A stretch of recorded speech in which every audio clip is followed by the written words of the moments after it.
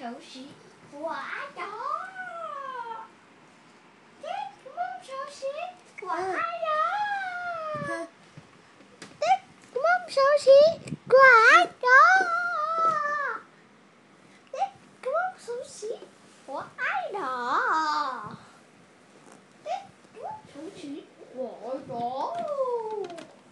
Thích cái mông xấu xí quả đó. Thích cái mông xấu xí quả đó.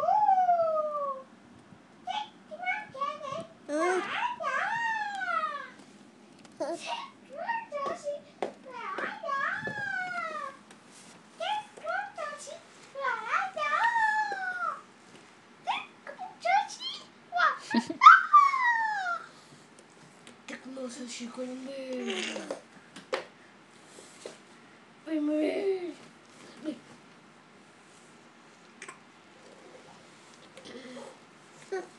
cảm ơn sushi quá mê.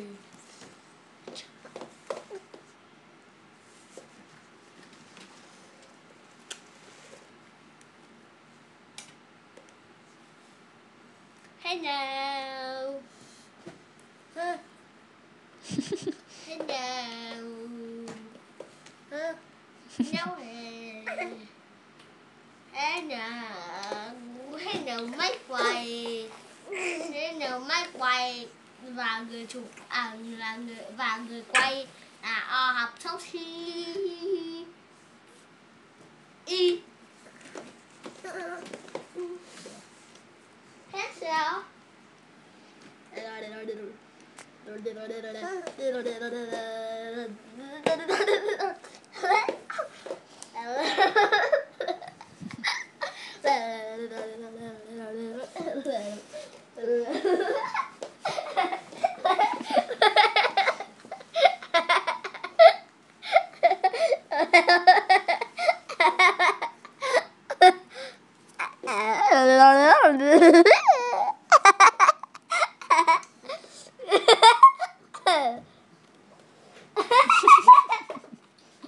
Em vừa đau hết rồi mông không?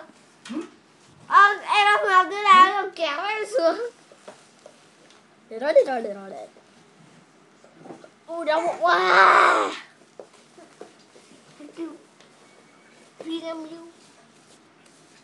Bật yêu. Bật điều hòa mà để cửa này. Nó sẽ hơi mát ở đâu. Mát vậy. Tết mông xấu xí quả ở đó.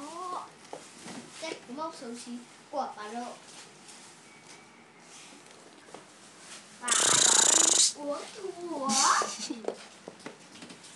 Ông tắt đi. Ông dừng lên. Bạn hành nhất đây.